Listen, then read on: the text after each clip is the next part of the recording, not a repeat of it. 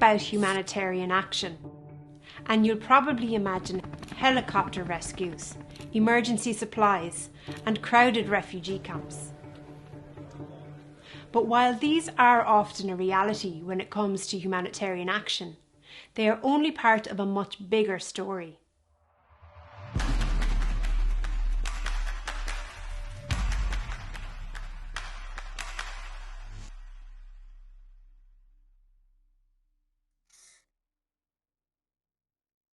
Before understanding humanitarian action, we need to understand what is meant by a humanitarian crisis. Put simply, it's an event or a series of events that threatens the safety and lives of people. The scale of crises can vary greatly in size. Often they are on a very large scale. 1984. A famine caused by drought and civil war devastates Ethiopia, killing 1 million people. 1998. Hurricane Mitch tears across Central America, killing thousands of people. 2004. An earthquake triggers a massive tsunami, killing almost 250,000 people and leaving 2 million people homeless across Southeast Asia.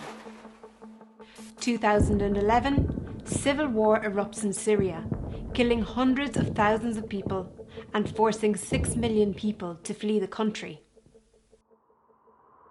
These are just some of the most high-profile humanitarian crises that Trócaire and other organisations responded to with emergency support, including food and water, urgent medical care, and shelter. The purpose of this support is to meet the immediate needs of those affected by crisis, to help people to survive and to reduce suffering. It's important to remember that crises don't just happen in certain countries or regions. They can happen anywhere, even in the richest and most powerful countries. In 2005, Hurricane Katrina devastated parts of the United States, particularly New Orleans. It's also important to remember that when crises occur, it is the local community that responds first. Neighbours help neighbours, while community-based organisations take action. No one simply waits to be saved by the international community. In fact, local people are the cornerstone of Trócaire's approach to humanitarian action. We recognise the resilience of those affected by crisis and work in partnership with community-based groups.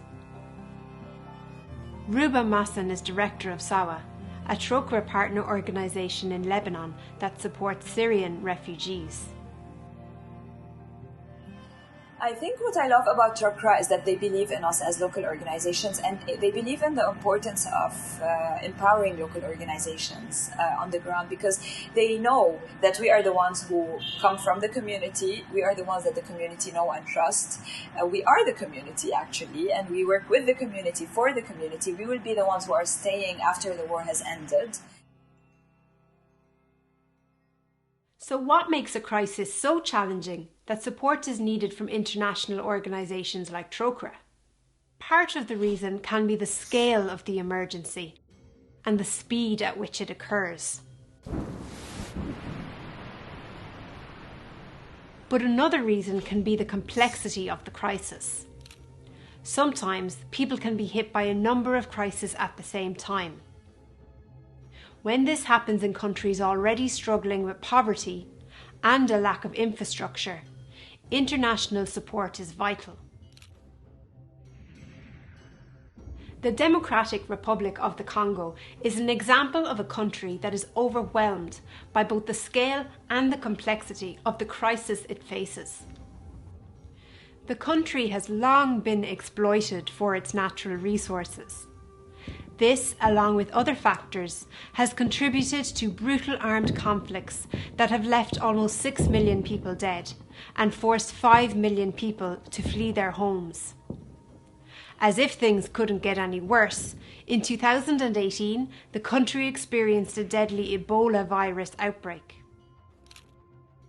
This became a crisis within a crisis. Trócaire, which was already helping those affected by the conflict, was also able to support those impacted by Ebola. While people have always responded to human suffering, one of the key events in the history of humanitarian action was the creation of the International Committee of the Red Cross in 1863. It was set up to assist people affected by armed conflict and was one of the first humanitarian organisations. Humanitarian action has continued to evolve since then, and in 1991 a set of core principles were adopted to guide humanitarian action globally.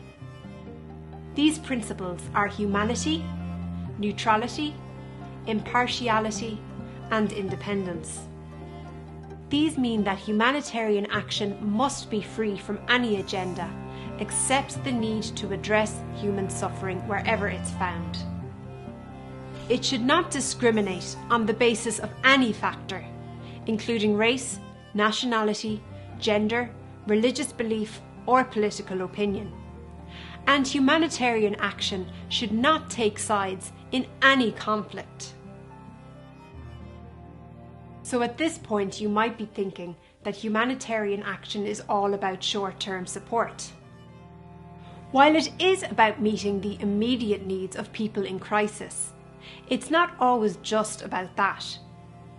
There's often a longer-term dimension to humanitarian action, especially in places where people are at risk of ongoing or repeated crisis. For example, in Guatemala, a country prone to natural disasters, TROCRA is helping communities to strengthen their ability to cope with crisis.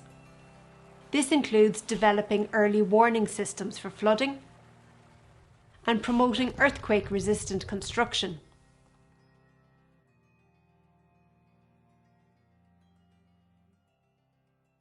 Although natural and climate-related disasters continue to devastate communities around the world, armed conflicts are the greatest driver of humanitarian need.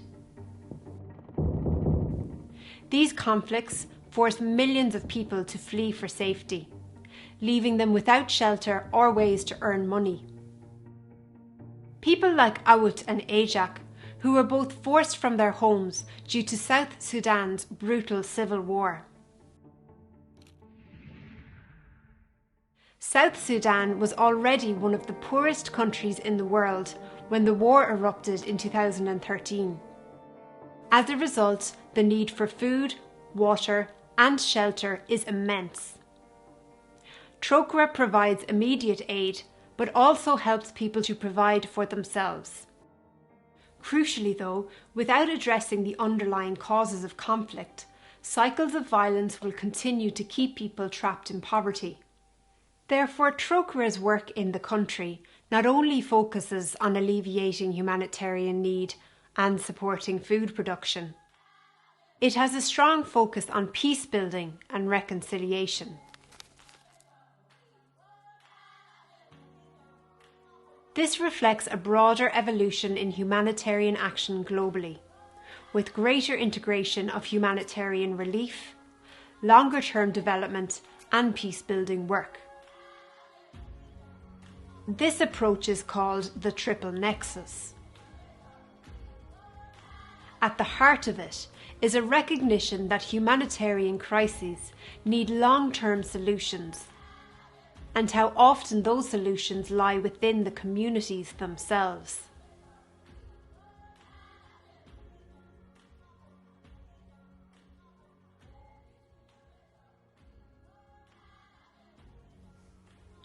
Across the world, the scale of humanitarian crises continue to grow. While some crises attract high levels of media attention, many more are forgotten. Any attention received is often too short. But long after the TV cameras have gone, TROCRA and our local partners support people in their journey to recovery, to not just survive, but to thrive.